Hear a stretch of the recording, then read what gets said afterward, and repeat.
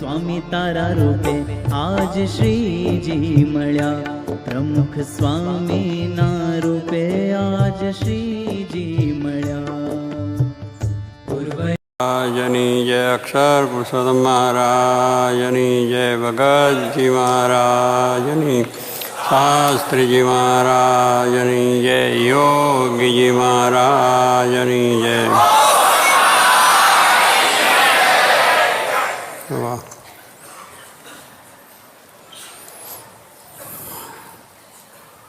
ધ્યાન સ્વામી આપણને વાત કરતા સમજાવે છે, 4 ઘાટીઓ છે. 4 ઘાટી.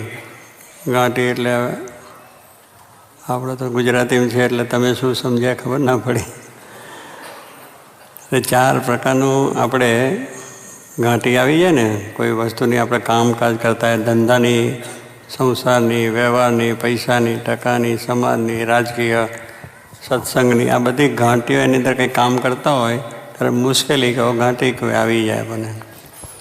અને તે વખતે આપણું મન મૂંઝાઈ જાય, સત્સંગ એ ગૌણ થઈ જાય, વ્યવહારની બધી મુશ્કેલીઓ, બીજું ત્રીજું લઈને શરીરની અંદર મુશ્કેલી આવી, કુટુંબમાં આવી, એટલે એ વાત સમજાતી નથી જેવી છે એવી. અને સત્સંગ મોરો પડી જાય, ભગવાનની ભક્તિ મોરી પડી જાય. તો સ્વામી કહે છે આ 4 ઘાટી છે તેને ઓળંગવી એ કરવાનું છે. આપણે કરવા શું આવ્યા છે? આ 4 ઘાટીને ઓળંગવા.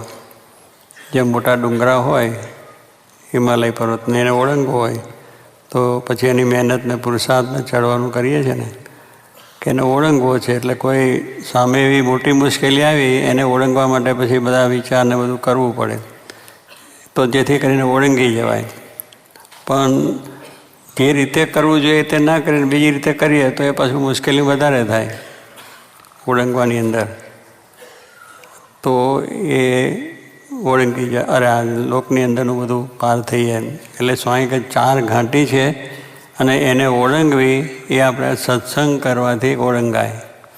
સત્સંગમાં જેમ રુચિ થાય, સત્સંગની જેમ વાતો સાંભળીએ, ભક્તિ જેમ કરીએ, ભગવાનની વાત કરીએ તો થઈ જાય. એટલે સ્વામી એ 4 વસ્તુ કેવી રીતે ઓળંગાય, એ 4 ઘાટીઓ એની એ વાત કરે છે. કે તેમાં એક તો ભગવાનની ઉપાસના સમજવી આ મોટી ઘાટી છે. આ હવે આધ્યાત્મિક રીતે છે. અને એ આધ્યાત્મિકની અંદર ભગવાનની ઉપાસના સમજવામાં બધું દેહ આડું આવે છે, વ્યવહાર આડું આવે છે, બધા ઘણી આ વસ્તુ આડી આવે છે આપણને. કે ભગવાનની ઉપાસના શું છે એ આપણે સમજી શકીએ નહીં. તો ઉપાસનાની બાબતમાં સ્વામી સમજાવે છે કે એક તો ભગવાન સર્વોપરી સર્વ અવતારના અવતારી છે. એક પહેલું આપણે સમજવું કે ભગવાન શ્રીજી મહારાજ જે આપણે મળ્યા છે એને સર્વોપરી છે, એનાથી પર કોઈ વસ્તુ છે નહીં. જે કંઈ થાય છે ભગવાન શ્રીજી મહારાજને લઈને. એટલે એ સર્વથી સુપર, જેને કહીએ ને સુપર, સર્વથી સુપર છે. એ આપણા જીવનમાં એક દ્રઢ થવું જોઈએ. અને એ સમજવામાં પણ ઘાટી છે કે બધા વાતો સાંભળતા હોય, બીજા અવતારો છે, બીજા દેવતાઓ છે, આ બધાની વાતો સાંભળતા હોય ને એને સુપર કેમ. પણ આપણા ઈષ્ટદેવ છે એને આપણે એ રીતે સમજવા. તેને જેની ઉપાસના હોય સુપર હવને સમજે છે. રામના ઉપાસક, કૃષ્ણના ઉપાસક હોય, શિવના ઉપાસક હોય, એ પોતાના ઈષ્ટદેવને સુપર સમજે, સર્વોપરી. એ જેના ભક્તો છે ને પણ આપણે જો શ્રીજી મહારાજના છે તો આપણે મહારાજ સર્વોપરી. બીજા બધાને આદર, બધાને નમસ્કાર, બધાને વંદન, આરતી ને થાળ ને પૂજા બધું જ કરવાનું, કોઈનો અંદાજ જ નથી. પણ મહારાજ છે એ સર્વોપરી સમજીને આપણે એમનું ભજન કીર્તન બધું કરવાનું.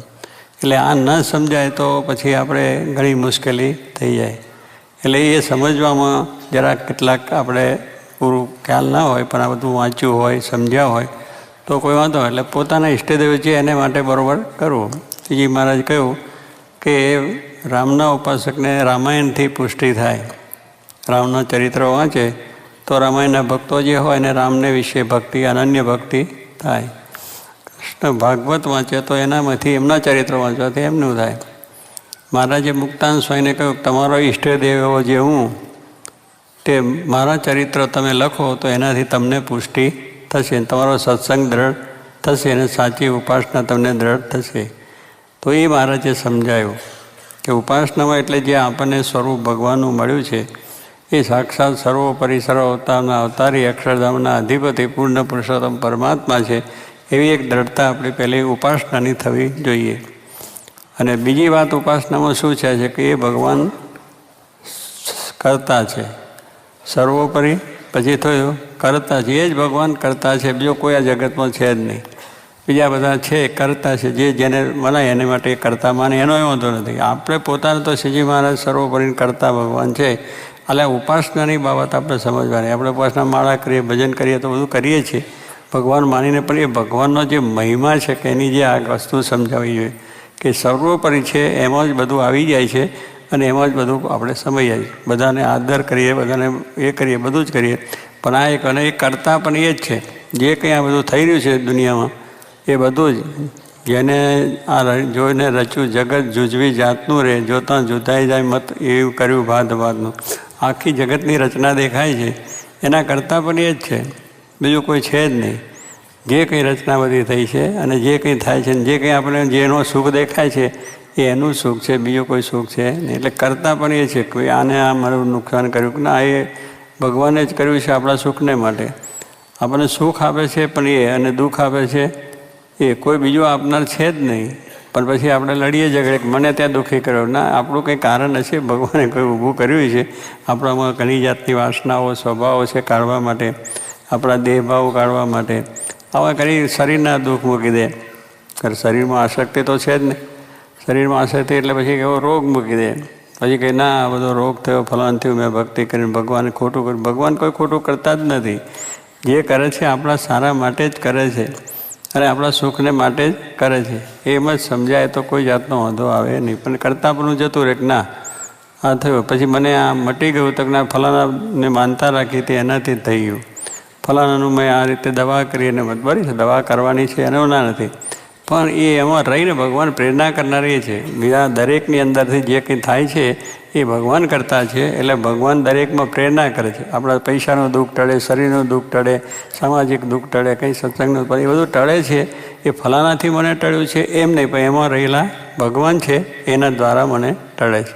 અને જે કંઈ મને સુખ આવે છે કોઈનાથી કે બેનાથી, તો એ પણ એમાં રહીને ભગવાને જ મારું કાર્ય કર્યું છે.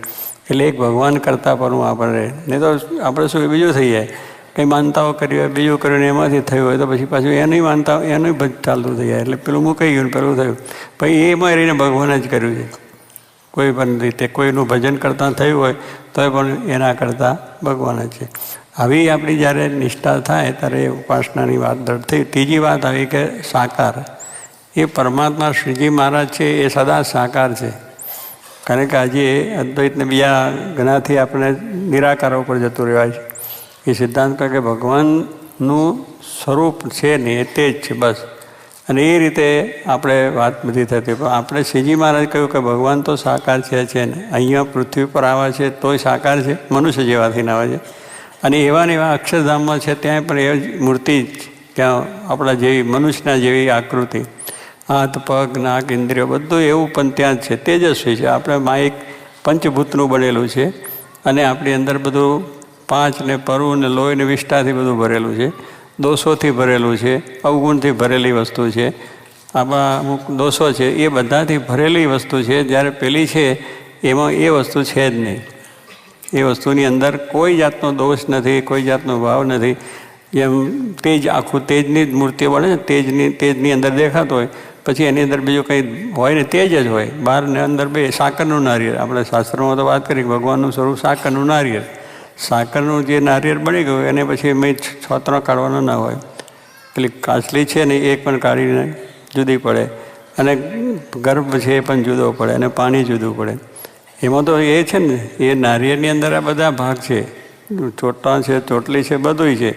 જ્યારે સાકરના નારિયેળમાં ઉપરના છોતરા પણ સાકર, પેલી કાચલી જે નીકળે છે એ પણ સાકર, પાણી છે એ પણ સાકર, ને ગર્ભ ખાઈએ છીએ એ પણ સાકર, બધું સાકરનું છે. ગરપણ. એટલે એમાં કે ત્યાગ કરવાનું ખરું કશું નહીં. ભગવાનનું સ્વરૂપ જ એવું છે કે એનીથી આની અંદર આ જ વસ્તુ છે. એટલે એ પણ એક સકરો કે ભગવાન સાકાર છે. અને એ સાકાર ભગવાન પરમાત્મા પૃથ્વી પર આવીને જીવોના કલ્યાણને કરે છે. એટલે જેવું દિવ્ય અક્ષરધામમાં છે એવું મૃત્યુરૂપમાં આવે છે તો પણ એવા દિવ્ય છે. અને એટલું જ એને સામર્થ્ય છે ત્યાં રહીને જે સામર્થ્ય બતાવે એ પણ અહીંયા આવે છે તો એ પણ સામર્થ્ય છે. પછી અહીં સામર્થ્ય દેખાય નહીં આપણને, કારણ કે આપણા જેવા હોય એટલે એમને બીકે લાગે, ભાગી પણ જાય, મોદાય થાય, બધું થાય. શ્રીજી મહારાજ મોદા પણ થયા. શ્રીજી મહારાજ ત્યાં ગાડિયાની અંદર બીમાર થઈ ગયા અને એટલો બધો બંધવાળ થઈ ગયો કે જેને રહેશે નહીં એમ થઈ ગયો. હવે એ પ્રમાણે પાછું એમની ક્રિયા, એમની લીલાઓ એવી કરે કે મને ઠંડે પાણીએ નવડાવો નદીના પાણીથી. એ બધાને પેલા હીરા ભગત ભક્ત હતા તે મળ્યા. મહારાજ બેઠા નાવા, તાવ છે, આવું બધું ભયંકર દર્દ છે, તમે નાવો એટલે તો બીજું શું થાય, નેમોનિયા થઈ જાય, મારે કે ના આવું છે. એટલે એ રીતે પાછી ચરિત્ર કરે ત્યારે આપણે એમ થાય કે આમ મહારાજ ભગવાન કહે કંઈ સમજતા નથી પૈસાને, એવું પણ થઈ જાય ને. એટલે આવી પણ બધી કેટલીક વસ્તુઓ મનુષ્ય ચરિત્રનું પણ થાય. ભાગી ગયા મહારાજ. ગોપીનાથ દેવ પધરાવા હતા ગઢડામાં અને કે ભાવનગરથી લશ્કર આવે છે ને પકડી જશે, મારે કે ભાગો, આપણે રહીએ તો પકડી લેજે. તો કહેવાનું છે એ વખત બીક દેખાડીને ચાલ્યા ગયા અને ત્યાં રાધાવાવ ગયા અને પછી નગારું વાગ્યું, નિત્યાનંદ સ્વામી આરતી ઉતારી. એટલે આવું પણ ચરિત્ર કરે. પરોક્ષની અંદર આપણે જો જોઈએ તો રામ ભગવાન છે એ પણ એમને વનવાસ જવું પડ્યું. હવે તો ભગવાન હતા, એને શું વનવાસ જવું? એટલે કઈને જરા આમ મળી નાખી હોત તો કંઈ વાંધો હતો. મંથરા દાસીને જરા કહી દીધું કે 2 છાની મણી આ બોલ્યા વગર આમ ટપટપ શું કરે, તો તરત જ એને એ થઈ જાય કે આમ ચપટી વગર તો સમાધિ. કેમ અરુણભાઈ? આમ થઈ જાય એમ. એટલે એવું છે તો ભગવાન એ સમર્થ છે. એને જરા જ કહી દીધું હોય તો બોલવાનું જ બંધ થઈ જાય. તો આ વાત બોલે જ, મંથરા બોલે જ નહીં. પેલે કહીને એવું થાત કે તારો દીકરો વનવાસ રામ જઈને મારો દીકરો ગાદીએ બે. તો આ બધા પ્રસંગોમાં ભગવાન રામે સામર્થ્ય કેમ ન વાપરે એમ આપણે થાય. પણ એ ચરિત્ર છે એમનું કે એ કરે છે શા માટે કે એ અસુરોનો ભાર ઉતરાતા. રાવણ જેવો રાજવી જે જગત ઉપર મહાદુઃખ ને ભયંકર કરતો એના માટે લોકોનું સારું થાય ને શાંતિ થાય એને માટે અવતાર હતો. પછી વનવાસ જવાનું થયું પણ એમાં કેમ બન્યા? ન જાણ્યું જાનકી નાથે સવારે. રાણા ભણ્યા છો તમે? ભણ્યા હતા કે નહીં? હા, કે કવિતા આવતી હતી કે ન જાણ્યું જાનકી નાથે સવારે. રામ જે ભગવાને જાણ્યું નહીં, રાત્રે મોટો વરઘોડો થવાનો, અરે શું સવારે તો ગાદી પર બેસવાનું હતું અને આ 12 વાગે ઓર્ડર છૂટ્યો. બરાબર 12 વાગે. એટલે 12 વાગે કંઈ આવીને કહી દીધું કે મારો છોકરો બેન એને આપો. એને વરદાન આપ્યું હતું. પેલા દશરથ રાજાએ વરદાન આપ્યું હતું. તારે એટલે કે મને જરૂર હોય તે માગી. એટલે સમય પારખ્યો કે અત્યારે માગવા જેવું છે. તો ભગવાને રામ વનવાસ જ્યાં જોયું તો ભગવાને કેમ ખબર ના પડી? પણ એ હતું કે વનમાં જઈને પણ હજારો જીવોને ત્યાં આગળ બધા છે એ બધાનું કલ્યાણ થાય એના માટે. રાવણ ઉપાડી ગયો સીતાને, તારાડવા માંડ્યા. મારી સીતા કે મારી સીતા કે મારી સીતા. અરે ભાઈ બૈરા હારું રોવાનું હતું છે, ભલા મેં ઘરમાં બહેન વાત કરી લેવાની. પણ જ્યાં ત્યાં ઝાડને પૂછે, પથરાને પૂછે, ફલાણાને પૂછે મારી સીતા કે મારી સીતા કે. રાવણ લઈ ગયો છે, જાણે છે, નથી જાણતા. તો પછી ઝાડ પરને શું પૂછવું જોઈએ? કે જે જંગલી માણસોને પૂછીને શું કામ? પણ એવું ચરિત્ર કર્યું બધા પેલા. પછી શિવને પાર્વતીને થયું, બે આવ્યા હતા. પાર્વતીને થઈ ગયું કે આ સીતા હારું રોવે છે તો હું સીતાનું રૂપ ધારણ કરું. ભગવાન રાજી થઈ જાય, શાંતિ થઈ જાય. શિવ ભગવાન કે રહેવા દે ભાઈ, આ બધું કરવું નથી. શંકર અહીં બેઠા છે ને જોડે, પાર્વતીને પછી સમજાવે કે ના કરવા તો ભગવાન છે, એને બધું ખબર છે, આ તો એની લીલા છે, એનો ચરિત્ર છે. કે ના પણ આટલા બધા દુઃખી થાય છે, મારે શાંતિ કરવી છે, હું રૂપ એવું ધારણ કરું સીતાનું કે શાંતિ થઈ જાય. બહુ સમજાયું ભગવાન શંકરે. પણ પાર્વતીને જરા એ થયું એટલે કરી. પછી રૂપ ધારણ કરીને સામે જઈને ઊભા, ભગવાનની સામે ઊભા. સીતાનું જ રૂપ અદરસ બરાબર વ્યવસ્થિત રીતે પારખી ન શકાય કે આ સીતા નહીં હોય, એના જેવું જ બરાબર. પછી આમ જોયું, પછી તરત ભગવાન બોલે, છાના થઈ ગયા એકદમ. અને કહે છે ઓહો પાર્વતીજી, તમે શંકર મૂકીને આવતા રહ્યા, ક્યાંથી આવ્યા? જો હવે જો એને કહી હોત તે થાય એને. એટલે એને ખબર છે બધી દુનિયા માત્રની ખબર, પણ આપણી આ લોકની રીતે બતાવે ત્યારે એની અંદરથી આપણું બધું જ વસ્તુ ઉડી જાય. ભગવાનની ઉપાસના, સાકારપણું, કરતાપણું બધું જતું રહે. એટલે એવી રીતે મનુષ્ય ચરિત્ર અહીંયા પૃથ્વી ઉપર કરે છે ત્યારે પેલું અક્ષરધામમાંથી થાય. અને આમ મનુષ્ય રૂપે આપણે બધા દોષ દેખાય, આપણા જેવા દેખાય, મોદા થાય, હાજા થાય, ખાવા પીવા. પણ એ નિર્દોષ જ છે, એમાં કોઈ દોષ નથી, એમાં કોઈ એ છે. એ દિવ્ય છે, દિવ્ય છે, દિવ્ય છે. તો એ પ્રમાણે ભગવાનનું સ્વરૂપ સાકાર છે, નિરાકાર નથી. એ ત્યાં અક્ષરધામમાં પણ સાકાર છે, અનંત મુક્તો સાથે બેઠા છે અને દર્શન કરીને કરે. અહીં પૃથ્વીમાં આવે ત્યારે પણ એનું સ્વરૂપ સાકાર, એમાં કોઈ દોષ નથી. એમાં દેખાય, એમાં કોઈ દાડો એ ઉગ્રહ થઈ જાય કોઈ દાડો માન પણ બતાવે, કોઈ દિવસ આ બધું એ બતાવે, આ શરીરના ભાવો છે આપણા જેવા છે, પણ એ આપણા સુખને માટે. એમને કોઈ એવી ઈચ્છા નથી. મારે કે અમને તો બધા મોટા મોટા વરઘોડા કાઢે છે, સારું સારું બધું આ સગવડ આપે છે, એમાં અમારે કોઈ આસક્તિ નથી. પણ ભક્તોને આ ભાવ પૂરા કરવા આવ્યા છે, એ રીતે ભક્તિ થાય એ જ થાય. એટલે વરઘોડા કાઢે, નગર યાત્રાઓ કાઢે, ફલાણું કાઢે, આ ઉત્સવ થાય. પણ શું કરે, ભગવાન રાજી કરવા જ કરે છે ને. પણ એ અમને કોઈ એ નથી, પણ બધા ભક્તોને પ્રેમ થાય, ભગવાનમાં ભક્તિ થાય અને એને આનંદ થાય એટલા માટે કરીએ છીએ. તો જો એમને કંઈ છે નથી, ત્યાં બહુ સારું છે ને આ નડશું છે, બધું સમ છે. એની દ્રષ્ટિએ તો બધું સમ છે. આપણે બધા જ મુક્તો છે, એમાં કોઈ એમને ભેદભાવ જેવું છે નહીં. એટલે એ એને સારું કહે છે કે આ તો બહુ સારું સરસ તમારું મકાન છે. જો કે મારે જ્યાં જાય બંગલો જોઈએ, ઓહો આ તો પારાયણ કરવા જોઈએ, આવો બંગલો તો ક્યાંય જોયો નહીં. એટલે જોગી મને એમ થાય કે આ બંગલો જોઈને રાજી થઈ ગયા. પણ બંગલા એવા કેટલાય જોઈ નાખ્યા છે, તો કંઈ જોવા નથી. પણ એક કેવળ પહેલાંને થાય કે ઓહો સ્વામીને મારા બંગલા માટે આવું એમને કર્યું. એટલે પહેલાંને એ થાય કે ભાઈ બહુ સારું છે. એટલે શું એને એમ ના થાય કે કાં તો ખોટો છે ને, આ બંગલો શું કરવા બનાવ્યો ને, આ નકામો બનાવ્યો, પૈસા ખોટા કોઈને કહે પછી એને ભક્તિ થાય કરી. મહારાજ બહાર નીકળો છો ને, મને સમજ્યા વગરના બોલ કરો, તમને બોલાય છે આટલા માટે બોલાય છે. કારણ કે એ ભક્તિ ના થાય એને. અને પેલું કે ઓહો બહુ સારું છે, સરસ છે તમારું પાણી, તો શું એને ભક્તિ થાય. પણ એને જીવમાંથી ધીરે ધીરે બંગલામાંથી આસક્તિ નીકળે. પછી સત્સંગ થાય, કથા વાર્તા થાય તો એમાં આસક્તિ નીકળી જાય. એની અંદરના જે વખાણ કરે, એટલે વખાણ કરીને એની પાસે બીજું કંઈ લેવું નથી, એના જીવમાંથી એની આસક્તિઓ કાઢવી એટલા માટે કરે. એટલે આવા બધા ભાવોથી આપણને આ લોકના જે મૂળ છે એની અંદર દોષ દેખાય અને પોતાના જેવું સમજીને એમાં મહિમા સમજાય ને ભક્તિ થાય ને. પણ એ દિવ્ય છે ને છે. એ ત્રીજી વાત. એની પાંચમી વાત પ્રગટ, કે એ જે ભગવાનનું સ્વરૂપ છે એ અખંડ પ્રગટ છે ને છે. ભગવાન શ્રીજી મહારાજ ગઢડામાં આવ્યા, છપૈયામાં જન્મ ધારણ કર્યો અને ગઢડામાં ધામમાં ગયા, ત્યાં સુધી હતા ને પછી જતા રહ્યા કે નથી, એવું નહીં મનાવવું જોઈએ. ભગવાન શ્રીજી મહારાજ છે, હું એકાંતિક ધર્મ સ્થાપન કરવા આવ્યો છું અને મારા એકાંતિક સંત જે ગુણાતીત સંત દ્વારા હું પ્રગટ છું ને છે. આ શ્રીજી મહારાજ પોતે કહ્યું. એટલે આ ચાર વસ્તુ આપણે બરાબર સમજાય કે હવે શ્રીજી મહારાજ તો જતા રહ્યા, શ્રીજી મહારાજમાં જે સુખ આવતું હતું, જે આનંદ અત્યારે કશું છે નહીં, બધો છે એવો ને એવો છે, પણ આપણે અંદર નથી બરાબર.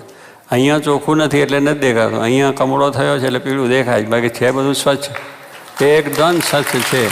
પણ પીળું દેખાય છે કે આમ તેમ બીજું તો કાંઈ વિકાર આપણને નહીં થયો. આપણે વિકારી છે તો વિકાર તરત દેખાય છે, એની મૂર્તિમાં દેખાય. કાચ સ્વચ્છ છે, કાચ એકદમ સ્વચ્છ છે, એમાં કંઈ છે. પણ કાચમાં ઊભા રહ્યો દિશામાં તો તમે જે ટાઈ પહેરી હોય એ દેખાય, ચશ્મા પહેર્યા એ દેખાય, અને એ કારું થયું હોય એ દેખાય, બધું દેખાય કે ના દેખાય. કાચમાં નથી, પણ તમે ઊભા છો તમારું હમું પ્રતિબિંબ દેખાય છે. કાચ સ્વચ્છ છે. એમ ભગવાનને સંત સ્વચ્છ છે, આપણા જેવા દેખાય તો પણ ભાઈ દેખાય છે, આપણું દેખાય છે. આપણામાં જે સ્વભાવ પ્રકૃતિ દોષો છે એ આપણને દેખાય છે કે આમ કર્યું ને તેમ કર્યું ને, આમ બેઠા ને આમ હુતા, નાને બોલાય અને ના બોલાય, ના બોલાય. એ પ્રગટ છે એમ સમજીને મહારાજ આ ગુણાતીત સંત દ્વારા છે એ પ્રગટ. એટલે ચાર વસ્તુ બરાબર સમજે. પહેલાં સર્વોપરી, પછી કરતા, જો એમ કરતા. અમારા અરવિંદભાઈ શું નામ? અરવિંદભાઈ મહાત્મા. હા મહાત્મા કહેવાય. બધા મહાત્માઓ આવા જ છે. અમારે પેલા બીજા મહાત્મા છે. અમારે અલમસ્તાઈમાં રહે 24 કલાક અલમસ્તાઈ. પેલા મહાત્મા અમારા બીજા છે, આશાબેના જમણી એમના મળ્યા હતા, એ વિનુભાઈ છે, એ આમ.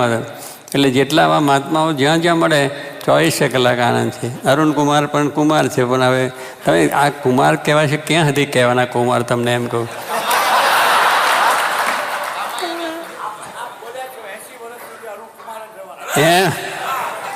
પણ હવે ધોરણ થઈ ગયા, બધું થઈ ગયું, પાલે આવી ગયા બધું, પછી કુમાર. હા એ બરાબર છે. એટલે કહેવાનું નાના હોય ત્યારે કુમાર કહેવાય, જમી નહીં તો પછી 80 વર્ષ થઈ ગયા પછી કુમાર કહેવાના હોતા છે. પણ એને આનંદ છે એમ કહેવાનું. શું છે એને પોતે અરુણ કુમાર, એ પોતે પણ પાછા બોલે. એટલે આવો આનંદ છે. 24 કલાક. એટલે એવા બધા મહાત્માઓ છે એને એવો આનંદ રહ્યા જ કરે છે તારે. એટલે કહેવાનું છે એમ ભગવાનને આપણે આપણને સમજીએ તો આપણી ઉપાસના દ્રઢ થઈ ગયો. એટલે તો એક ઓળંગવું આજ જો સમજાય તો એક ઓળંગી ગયા, એક ઘાંટી ઓળંગી ગયા. બીજું છે કે સાધુ ઓળખવા. પછી એમના સાધુ છે ને ઓળખવા, એ નથી ઓળખે. એ પાછા આપણા જેવા જ હોય, ખાવાનું પીવાનું બીજું તે પણ ભગવાનના ધારક છે, અખંડ એમાં ભગવાન રહ્યા છે, એ દ્વારા ભગવાન કાર્ય કરે છે અને આપણને આ બધો સત્સંગ બધો બીજું ત્રીજું એમને લઈને થાય છે. એટલે એ પણ સ્વરૂપ નિર્દોષ છે, એમાં પણ કોઈ દોષ ભાવ નથી. ભગવાન જેમાં બિરાજ્યા પછી એમાં બીજો શું દોષ હોઈ શકે? પણ છતાં આપણા ભાવોને લઈને એમાં પણ થાય. એટલે સાધુને પણ ઓળખવા કે એ સંત છે, એ પણ મારાના ધારક સાક્ષાત સંત સર્વોપરી છે અને ભગવાનને અંગો અંગની અંદર ધાર્યા છે અને એ દ્વારા કાર્ય થાય છે. એ બીજી વાત સમજવાની, બીજી ગાંઠી. એ નથી ઓળખાતા કારણ કે આપણા જેવા હરતા ફરતા હોય એટલે. તો એ બીજી ગાંઠી છે, એને ઓળખવા કે એ પણ દિવ્ય છે જ. ત્રીજું કહ્યું કે દેહ ને આત્મા જુદા છે પણ એક થઈ ગયા. દેહ ને આત્મા જુદા છે ને, આમાંથી આત્મા ચાલ્યો જાય છે તો દેહ તો પડ્યો છે અને મારી નાખે છે. બે જુદી વસ્તુ છે, બધાને જોઈએ છે, કરીએ છીએ.